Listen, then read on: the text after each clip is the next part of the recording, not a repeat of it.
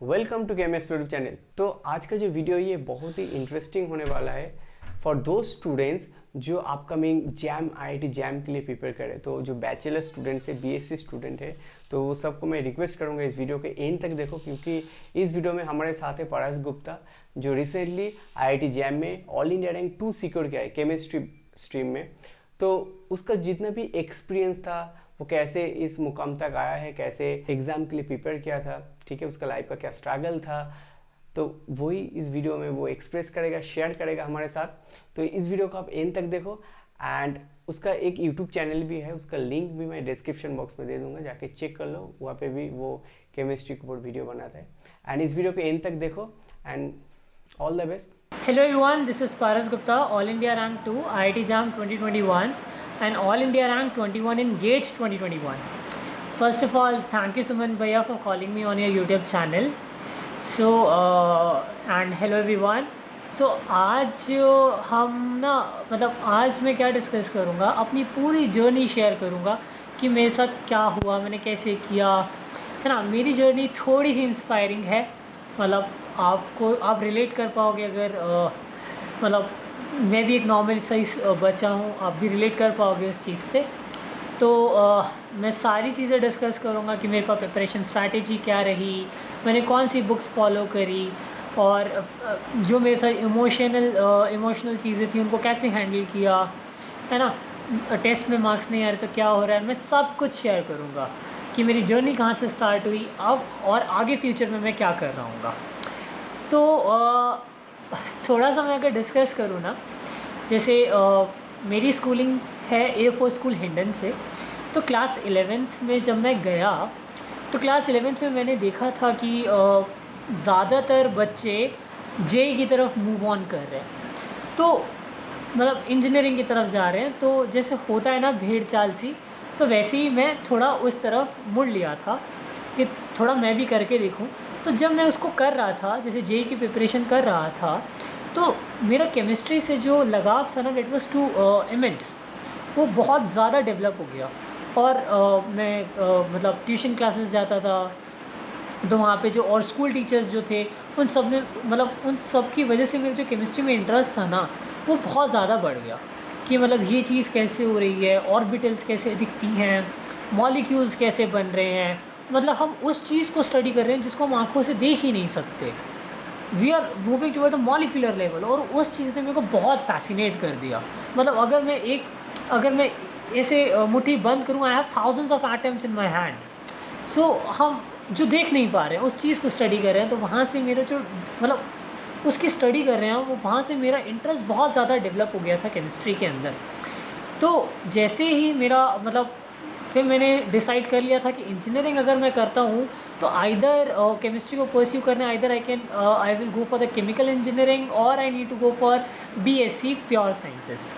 तो मैंने pure sciences में मेरा ज़्यादा इंटरेस्ट डेवलप हो गया to know about the theoretical background कि कैसे है, क्या है, वो सारी चीज़ें मेरे को बहुत फैसिनेट करने लगी। तो आई थॉट कि मेरे को अब जाना है, अपना बैचलर्स प्योर साइंसेस को करना है। तो जैसे ही 12th मेरा पास हुआ, आई पास माई 12th फिर 96.2%, और मेरे को दिल्ली यूनिवर्सिटी किरोड़ी कॉलेज में मैं एडमिशन लिया, और फिर मेरी जर्नी स्टार्ट हो गई जैम की। तभी से डिसाइडेड था क्लास 12 से कि जैम ही करना है और जैम के थ्रू आईआईटी पहुंचना है, और डिसाइडेड था। लेकिन रास्ता तो पता था कि जाना है, ये नहीं, मंजिल पता थी मंजिल की यहाँ पहुँचना है, लेकिन रास्ता नहीं पता था। तो उस रास्ते को ढूंढने के लिए सीनियर से बात करी और बहुत सारे लोगों से बात करी। तो मैंने फिर एक कोचिंग ज्वाइन किया। और coaching is not necessary one thing, but हाँ, कोचिंग एक सिर्फ गाइडेंस दे सकता है, जो राइट गाइडेंस दे सकता है, एक पाथ प्रोवाइड कर सकता है टुवर्ड्स योर प्रिपरेशन, एक एक्स्ट्रा एज प्रोवाइड करता है, राइट। तो वहाँ से फिर मैंने कोचिंग ज्वाइन करा सेकेंड ईयर में। जब मैंने कोचिंग ज्वाइन किया तो फिर प्रिपरेशन स्टार्ट हो गई। और एक चीज़ हुआ क्या था मेरे साथ कि जैसे मैंने 12th पास किया था ना, मैंने 12th में कंप्यूटर साइंस मेरे पास था। कंप्यूटर साइंस में मेरे 100 मार्क्स आए थे आउट ऑफ 100, 100 आउट ऑफ 100 आया था। तो घर पे कुछ ऐसा था कि अपना क्या कहते हैं कंप्यूटर साइंस को परस्यू करो, you have secured 100 out of 100, so you should pursue the computer science. And I was also getting Saint Stephen College computer science के अंदर, बट और एक अच्छी NIT भी मिल रही थी मेरे को कि मैं कंप्यूटर साइंस को जा सकूं। बट वही बात, मेरे को करना ही केमिस्ट्री था, तो केमिस्ट्री परस्यू किया और मेरी जर्नी फिर जैम की स्टार्ट हो गई। तो जब मेरी जर्नी स्टार्ट हुई जैम की, तो मैंने कैसे स्टार्ट की, अगर मैं अपनी प्रिपरेशन स्ट्रैटेजी की बात करूं, जैसे मैंने सेकेंड ईयर में अपने स्टार्ट कर दिया था, मतलब सेकेंड ईयर का इन द सेंस जब मेरा थर्ड सेमेस्टर स्टार्ट हुआ था। जैसे ही मेरा थर्ड सेमेस्टर स्टार्ट हुआ, मैंने अपनी प्रिपरेशन स्टार्ट कर दी थी जैम की। और उसमें मैंने क्या किया था, सबसे पहली चीज़ मैंने अपने बेसिक्स पे बहुत ज़्यादा ध्यान दिया था। बेसिक्स इन द सेंस मैंने जैसे ऑर्गेनिक की जो बुक्स हैं, ब्रूस है और जेरी माजेविचेस, मतलब जो इनिशियल बुक्स हैं, है ना, जो बेसिक्स को बनाती हैं, मैंने वो स्टडी किया था। और कॉलेज में हमारे प्रोफेसर्स बहुत अच्छे थे, बहुत ज़्यादा अच्छे थे फिज़िकल के, तो फिज़िकल में कोई प्रॉब्लम ऐसा सच आई नहीं। और बाकी इनऑर्गेनिक के तो सिर्फ मैंने नोट्स फॉलो किए। तो अगर मैं प्रॉपर प्रिपरेशन स्ट्रैटेजी की बात करूं, तो प्रिपरेशन स्ट्रैटेजी रहनी कैसी चाहिए। बहुत बच्चे मेरे से पूछते हैं, पूरा इंस्टाग्राम पे पूछते रहते हैं, फेसबुक पे पूछते रहते हैं और व्हाट्सएप पे मैसेज आते रहते हैं कि भैया आप अपनी प्रिपरेशन स्ट्रैटेजी शेयर कर दो। तो मेरी प्रिपरेशन स्ट्रैटेजी सिर्फ इतनी थी कि मैं हमेशा रेगुलर रहता था। मतलब चाहे कुछ भी हो जाए, चाहे मेरे को बुखार हो, चाहे मेरे को नींद आ रही हो, मतलब कुछ भी हो जाए, मेरे को रेगुलर रहना पड़ता था। मतलब कंसिस्टेंट रहो, ठीक है। कंसिस्टेंट रहोगे तो अपने आप चीज़ें अपने हाथ में आने लग जाएंगी, राइट। मतलब आप समझो, मतलब कंसिस्टेंट रहोगे, बार बार उसी चीज़ को दोहराओगे, प्रैक्टिस करोगे, that would be very good. और एक चीज़ अपने आप को ना बहुत ज़्यादा स्ट्रैटेजाइज कर लो। मतलब अगर जो आपको कल चीज़ करनी है ना, वो आप एक रात पहले सोच के करो, सो दैट कल सुबह उठ के आपको ये ना सोचना पड़े कि मेरे को आज क्या करना है, राइट। तो वो चीज़ आपको एक दिन पहले सोचना पड़ता है। तो जब वो चीज़ आप सोच लोगे और फिर नेक्स्ट डे लग जाओगे, तो आपका एक माइंड फ्री रहेगा कि हाँ, मेरा ऑलरेडी प्री डिसाइड चीज़ें हैं जो मेरे को ये चीज़ करनी है, राइट। तो मैं यही करता था। और एक प्रॉपर स्केड्यूल के साथ करना। आई नो स्केड्यूल एक दिन फॉलो होगा, दूसरे दिन नहीं होगा, फिर तीसरे दिन करोगे, चौथे दिन नहीं होगा, बट जो स्केड्यूल होना चाहिए that should be weekly schedule, कि वीकली आपको इतना टारगेट करना है। और जैसे मैं क्या करता था, मेरे पास ना पूरा सिलेबस अपने आंखों के सामने मेरे पास लगा रहता था। जोन से चैप्टर होते रहते थे, मैं उनको टिक करता रहता था। तो जैसे जैसे टिक होता रहता था मेरे चैप्टर्स, तो जैसे जैसे मतलब वो मेरे को बूस्ट करता था, जितने मेरे को टिक लगते चले जाते थे। जैसे थर्मोडायनेमिक्स हो गया और रिएक्शन इंटरमीडिएट्स हो गए, तो मैं उनको टिक करता रहता था। और जितने ज़्यादा नंबर ऑफ टिक्स बढ़ते रहते थे, उतने ही मेरे को क्या होता था, बूस्ट मिलता था कि मैं इस पर और टिक करूँ। तो और एक चीज़ याद रखना कि अपना सिलेबस आप अगस्त सितंबर तक बिल्कुल कंप्लीट कर लो। जितना जल्दी सिलेबस कंप्लीट करोगे, उतना ज़्यादा टाइम आपको टेस्ट सीरीज़ और रिवीजन में मिलेगा। तो वो चीज़ बहुत इंपॉर्टेंट है, सिलेबस कंप्लीशन। तो सिलेबस कंप्लीशन अपना अच्छा रखो। और दूसरी चीज़, test series is very important. Test series देना, क्योंकि जब तक आप अपने आप को एनालाइज़ नहीं करोगे, तब तक आप नहीं समझ पाओगे कि किस तरीके से आप चल रहे हो, राइट। तो आपको देखना पड़ेगा कि आप कहाँ रुक रहे हो, कहाँ गलतियाँ कर रहे हो। गलतियों को ना हमेशा एक जगह लिखो, गलतियों को, और गलतियों को हमेशा ईगो पे लो अपने, कि ये गलती मैंने कर कैसे दी। उस गलतियों के पीछे का रीज़न सोचो। जब तक वो रीज़न आपको नहीं समझोगे, टेस्ट देना और टेस्ट को एनालाइज़ करना दोनों डिफरेंट चीज़ें हैं। मतलब जैसे आपने टेस्ट दे दिया और जो भी आपकी गलतियाँ हुई हैं, उन गलतियों को देखो और उसको कॉपी में नोट डाउन करो और उसको अपनी ईगो पे लो कि हाँ, ये गलती मेरे को दोबारा नहीं करनी है। तो जब आप ये चीज़ करने लग जाओगे, आप खुद ब खुद देखोगे कि आप गलतियाँ कम कर रहे हो। और अगर मैं और चीज़ थोड़ा सा बताता हूँ, जैसे ऑर्गेनिक में मैंने आपको बताया कि मैंने जेरी मार्च और ब्रूस और एक क्लेडन फॉलो किया था। क्लेडन में मैंने, अब बहुत बच्चे होते हैं कि भैया इतनी बड़ी बुक आपने पढ़ कैसे ली। क्लेडन में आपको ऐसे नहीं पढ़ना होता। अगर आपके बेसिक्स क्लियर हैं और you know everything, first what you need to do, you have to clear your basics, you have to go through the syllabus one time. जैसे नेम रिएक्शंस पढ़ ली, अब ऐसे नहीं कि नेम रिएक्शन आप क्लेडन से पढ़ने बैठ गए।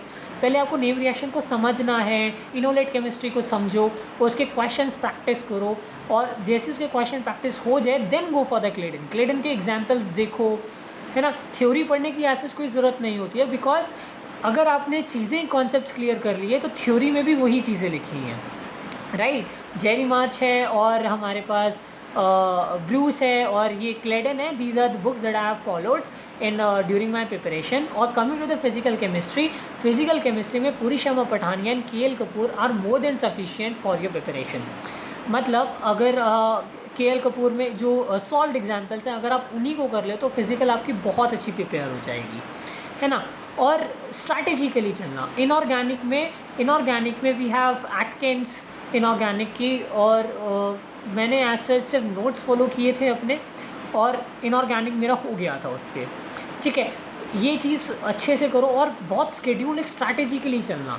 स्ट्रैटेजिकली जैसे टॉप 10 चैप्टर्स को पहले कर लो, है ना, तो you will be at a secure position. तो उसके बाद आप जितना एफर्ट्स लगाओगे उतने एफर्ट्स से आपकी रैंक बूस्ट होती चली जाएगी। तो मेरे साथ ये था।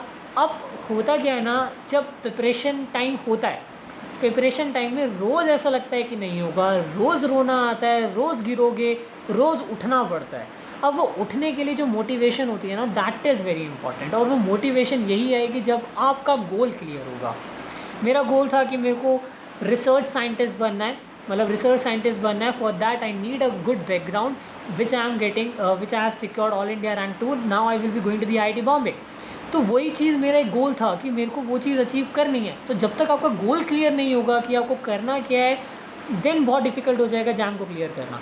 अपना बिल्कुल रहो कि मेरे को बॉम्बे जाना है, अपना फ़ोन पे वॉलपेपर बॉम्बे लगा लो, सामने लिख दो IIT बॉम्बे, है ना। जब वो चीज़ आपको बार बार आंखों में दिखती रहेगी तो वो ना बहुत मोटिवेट करती है। और मेरे साथ हुआ क्या था कि जब मैं प्रिपरेशन टाइम पर था तो I was little in depression. Yes, मैं थोड़ा डिप्रेशन में था। तो वो डिप्रेशन मतलब coming out of the depression was little difficult. उस टाइम ना मेरे टीचर्स ने मेरे को बहुत सपोर्ट किया। तो मतलब टीचर्स मेरे को रात को मैसेज करते थे, कॉल करते थे कि पारस कैसा है, कितना हो गया, चल आज तू छोड़ पढ़ाई छोड़, आज तू मूवी देख ले, है ना। तो माइंड को फ्रेश रखना भी बहुत ज़रूरी है। अब वो जो डिप्रेशन वाली चीज़ थी ना, डिप्रेशन वाली मेरी इतनी आगे बढ़ ही नहीं पाई क्योंकि मेरा एम बहुत क्लियर था, मतलब मेरा गोल बहुत क्लियर था कि मेरे को बॉम्बे जाना है। और for the Bombay I need to practice और I need to do lots of questions and I need to be in top 25, right. तो जब मैं प्रिपरेशन करता था, मतलब मैं हमेशा यही सोचता रहता था कि मेरे को बॉम्बे जाना है, और मेरा डिप्रेशन थोड़ा सा मैं अपने साइड रखता था।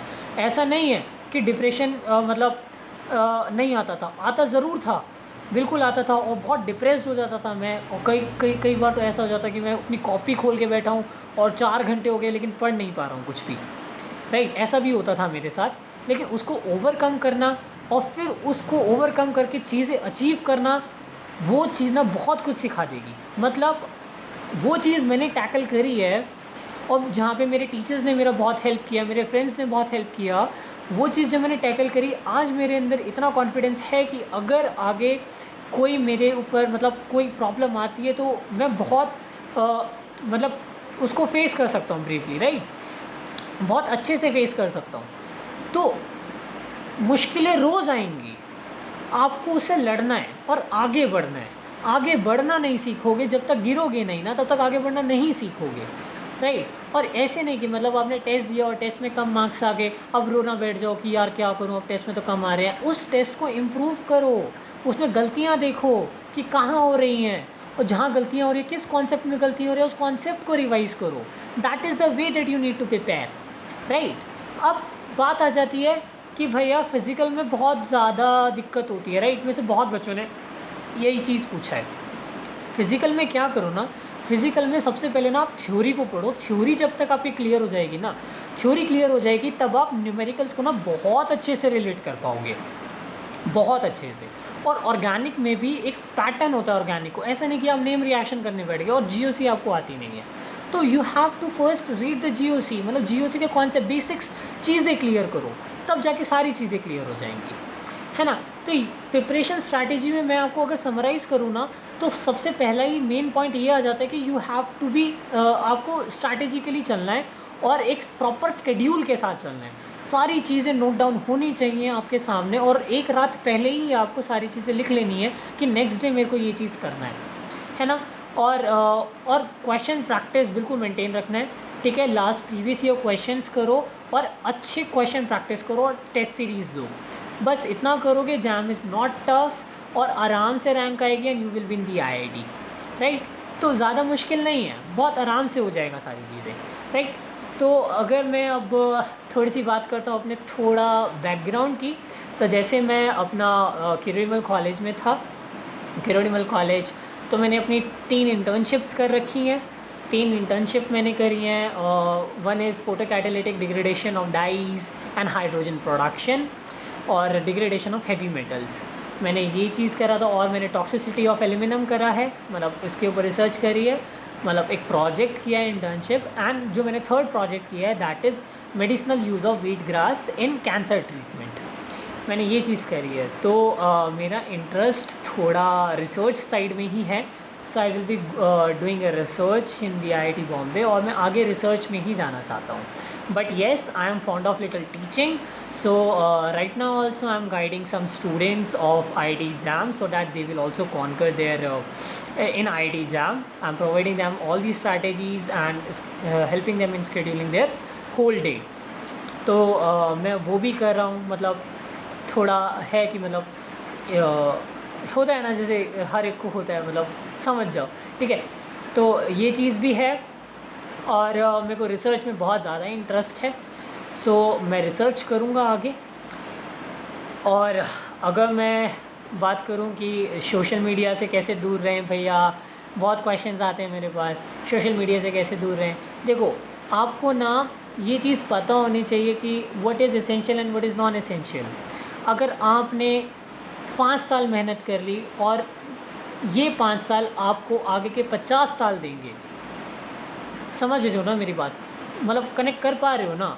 अगर आप इस बार 5 साल दे देते हो तो आगे के आपके 50 साल सिक्योर हो जाएंगे। और अगर आपने अब 5 साल मेहनत नहीं करी है तो फिर आपके 50 साल आगे मेहनत करनी पड़ेगी। और वो थॉट मेरा हमेशा माइंड में रहता था, और ये मेरे को बहुत बूस्ट करता था।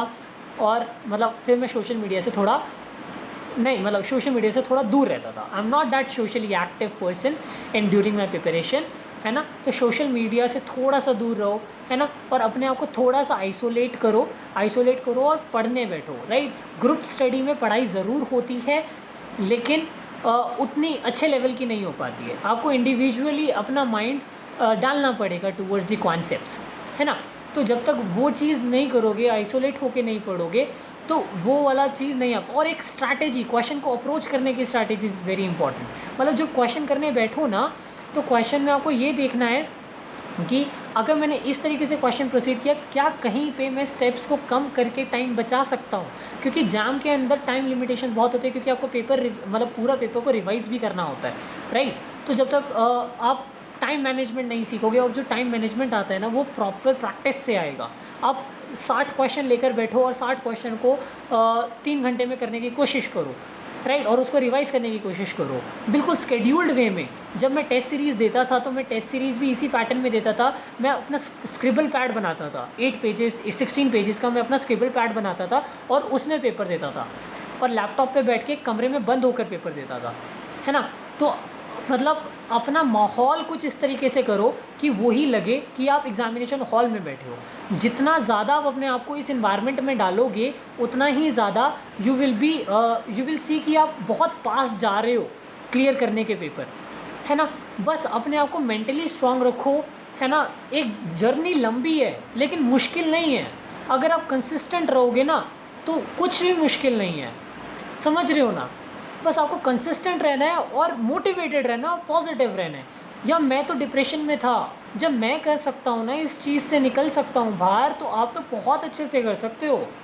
बात को समझो, है ना।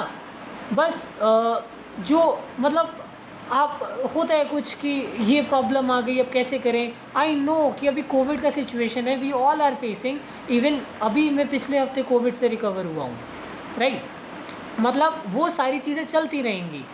You need a mental support, और वो सपोर्ट आप खुद अपने आप को कर सकते हो, है ना। तो आप अपने आप को खुद अपना मोटिवेशन बनाओ, आप अपने एम को अपना मोटिवेशन बनाओ और लग जाओ प्रैक्टिस में, ठीक है। जाम इतना मुश्किल नहीं है और आप कर सकते हो। सिर्फ 5 साल की मेहनत है। 5 साल के बाद you will see that you will be at certain position जहाँ पे आप अपने आप को सेटिस्फाई मानोगे। और अगर इस 5 साल मेहनत नहीं करोगे तो फिर आगे के 50 साल मेहनत करनी पड़ेगी। अब आपको डिसाइड करना है कि आपको क्या चूज़ करना है। थैंक यू सुमन भैया for calling me. Do like, share and subscribe to Chem explore.